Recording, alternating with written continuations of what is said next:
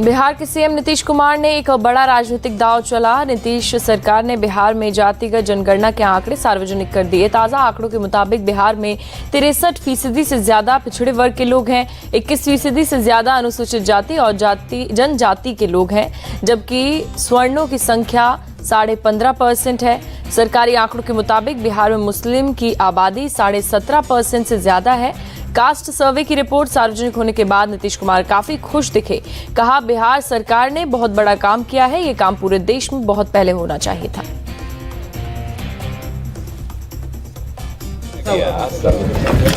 तो ये पूरा का पूरा करके जो भी रिजल्ट आया है, अब उसके बाद सबकी आर्थिक स्थिति का भी एक परिवार का भी ले लिया गया, तो करके भी सब कुछ उसको भी कर रहा, सबको जानकारी भी दे देगा और कुल मिला करके कल प्रेजेंट करवा देंगे एक जगह। और इस बीच में किसी की मान लो कि उसका रिजर्वेशन बढ़ाने का संख्या बढ़े या कुछ और हो, किसी के लिए भी अब आप देख रहे हैं अनुसूचित जाति जनजाति की संख्या बढ़ी है ना। अरे 16 सुना ना भाई, 10 वाला फिगर लीजिए ना, 16% और 1% से थोड़ा कम 1% अब बढ़ करके बढ़ा है ना। देखिए ना फिगर, उनको भी फायदा है, तो बाकी सबको लाभ मिले। किस तरह का लाभ मिलेगा? अरे इसीलिए कल सबके मीटिंग में एक बात को रख देगा और उसके बाद सब लोगों का राय लेकर के और सरकार की तरफ से जो जरूरी होगा आगे कदम उठाएंगे। तो आप उसकी चिंता मत करिए। अरे अब कल मीटिंग करने दीजिए। प्रधानमंत्री ने विश्वकर्मा योजना लागू कर दी अति पिछड़ी जातियों के लिए। अति पिछड़ी जातियों की संख्या बढ़ गई, बिहार में सबसे ज्यादा है। तो अब क्या प्रधानमंत्री को काउंटर करने के लिए क्या लागू करने जा रहे हैं? ये सब हमको कोई पता नहीं है क्या लागू किया। हम तो आपको कह रहे हैं कि जो हम लोग बिहार में कर रहे हैं, कोई आज तक किया है बिहार में जितना बढ़िया होगा। और इसके बारे में हम लोग जो उसके हित में कोई भी काम, सभी जातियों का, ये नहीं कह रहे, एक की बात हम नहीं कह रहे, सबके हित में जो काम आगे बढ़ेगा तो वो हम लोग करेंगे। अब बाकी उन लोगों को अभी तक नहीं किया, बोलिए ना भाई 10 में तो मान लीजिए कि जाति आधारित नहीं था, हम लोग का बात नहीं माने, तो जनगणना तो होना चाहिए था ना, तो नहीं ना हुआ। बिहार के डिप्टी सीएम तेजस्वी यादव ने जाति सर्वे रिपोर्ट को ऐतिहासिक बताया और कहा कि सरकार की नीतियां और नियत आंकड़ों का सम्मान करेंगी। तो लगभग जो है 64% पिछड़ा अति पिछड़ा समाज के लोग हैं और 20% SC ST लोग हैं। तो ये आंकड़ा जो है लगभग जो है आप समझिए कि 85 के आसपास जो है पिछड़ा अति पिछड़ा दलित समाज का जो लोग हैं, वो आंकड़ा जो है देश के सामने जो है अब आ चुका है। अब हम लोगों का लड़ाई रहा है सामाजिक न्याय का और जो दौर है आर्थिक न्याय का, जो कमज़ोर लोग हैं उनको मुख्य धारा में लाने का।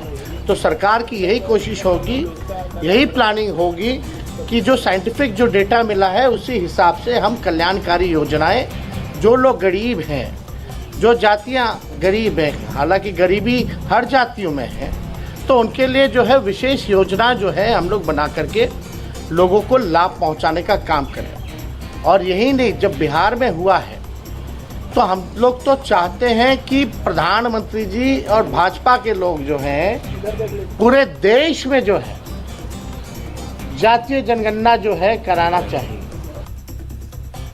जातीय जनगणना के आंकड़े आने के बाद पीएम मोदी ने विपक्ष पर तंज कसे।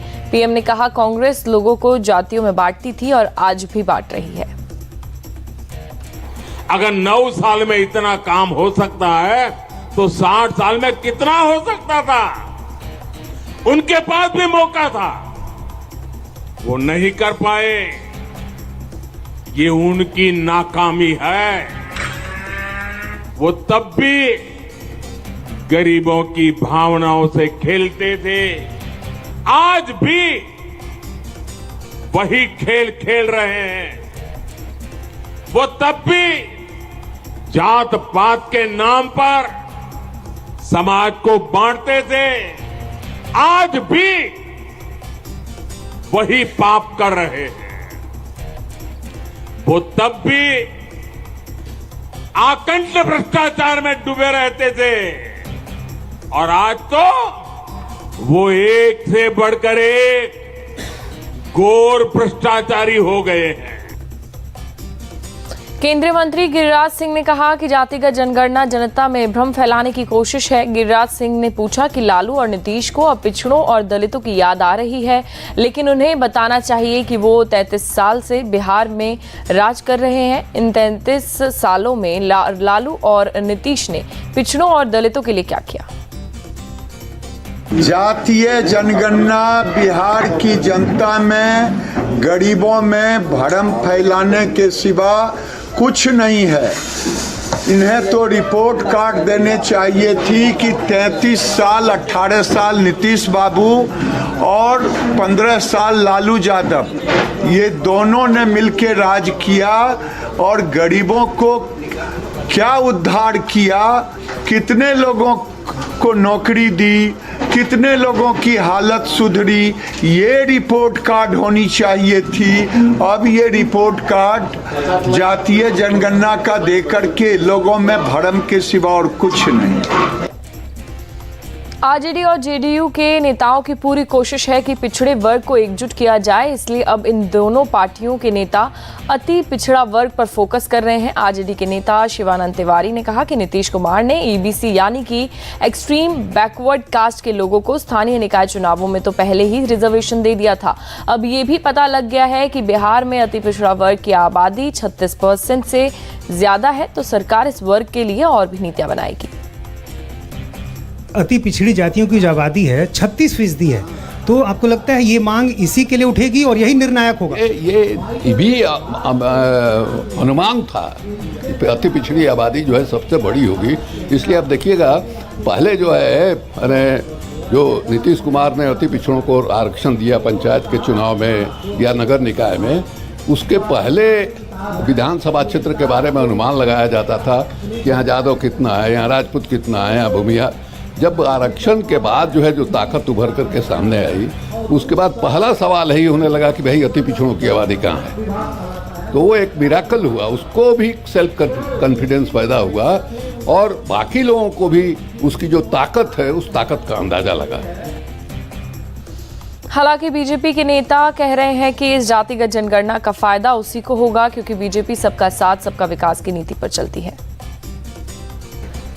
देखिए, भारतीय जनता पार्टी विकास और विश्वास को लेकर चलता है। कुछ लोग वंशवाद, भ्रष्टाचार और परिवार के हित में काम करता है। भारतीय जनता पार्टी सबका साथ सबके विकास के भाव में चलता है, इसलिए भारतीय जनता पार्टी को ये लाभ ही करेगा। और जो अपने वंशवादी परिवारवादी मानसिकता से जमींदारी के भाव में बंधुआ मजदूर बना करके जिसको रखते थे, वो हिस्सेदारी मांगेगा और आज उनके लिए ज्यादा खतरा उत्पन्न होगा। जो लोग इसके नाम पर ये अंतिम चाल और अंतिम राजनीति इनकी है, इसके बाद क्या करेंगे? बीजेपी के हिंदुत्व से मुकाबला करने के लिए कहा जा रहा है कि इसका इस्तेमाल हथियार के तौर पर करेंगे नीतीश कुमार। सत्ता प्राप्ति के लिए ये कितना भी तिक्रमी कदम उठा लें, बिहार की जनता ये बड़े भाई छोटे भाई के पाप से त्राहिमाम कर रहा है। इनके भ्रष्टाचार अपराध से पूरा बिहार जल रहा है, व्यथित है। इसलिए इनका कोई चाल सफल नहीं होगा। बिहार बीजेपी के अध्यक्ष सम्राट चौधरी ने कहा कि जब वीपी सिंह सरकार ने मंडल कमीशन की रिपोर्ट पर मुहर लगाई थी, तब बीजेपी ने भी उसका सपोर्ट किया था। सम्राट चौधरी ने कहा कि कास्ट सर्वे के आंकड़े जारी करने से क्या होगा, नीतीश कुमार ये बताना चाहिए कि इस कास्ट सर्वे का वो क्या करेंगे, कितने लोगों को नौकरी देंगे। फिर एक बस जातीय उन्माद फैलाना, लालू जी का ये आदत रहा है, जातीय उन्माद फैलाना। भारतीय जनता पूर्ण रूप से जातीय सर्वेक्षण का समर्थक रही है। अरे मंडल कमीशन लागू किसने किया था? भाजपा की कृपा से लागू हुआ था मंडल कमीशन। फिर एकदम खोल कर कान सुनकर सुनिए, भारतीय जनता पार्टी ने 82 सांसद ने समर्थन दिया, तब मंडल आयोग के रिपोर्ट को लागू किया गया और हमारे ही समर्थन से इस जातीय सर्वेक्षण का काम शुरुआत हुआ। इसलिए एकदम बेफिक्र रहिए। मंडल को भी भारतीय जनता पार्टी ने आगे बढ़ाया और कमंडल को भी भारतीय जनता पार्टी ने। क्या लगता है इसका फायदा नीतीश जी उठा पाएंगे? नहीं, नीतीश जी जीरो पे हैं। नीतीश कुमार जी का खाता नहीं खुलना है, राजनीतिक तौर पर एबॉलिश हो चुके हैं। नीतीश कुमार कोई फैक्टर नहीं। जेडीयू नेता केसी त्यागी ने कहा कि नीतीश कुमार ने 2024 के चुनाव का एजेंडा सेट कर दिया है। अब उन्हें सारे देश में घूम घूम कर कास्ट सेंसस करवाने की अपनी उपलब्धि गिनवानी चाहिए, जिससे मोदी सरकार पर भी जातिगत जनगणना करवाने का दबाव बन सके। कर्पूरी ठाकुर और वीपी सिंह के बाद पिछड़ों और अति पिछड़ों के सर्वाधिक लोकप्रिय नेता के रूप में आज नीतीश कुमार उभरे हैं, जिन्होंने कई सौ वर्षों की गुलामी को तोड़ करके जातिगत जनगणना जनता के सामने रखी है। आज साबित हो गया कि वो 63% हैं।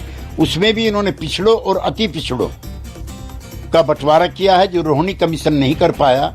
हम आज के दिन नीतीश कुमार को सैल्यूट करते हैं और चाहते हैं कि पूरे देश में घूम घूम करके वो जनता को आंदोलित करें, ताकि हर राज्य को जातिगत जनगणना करानी पड़े।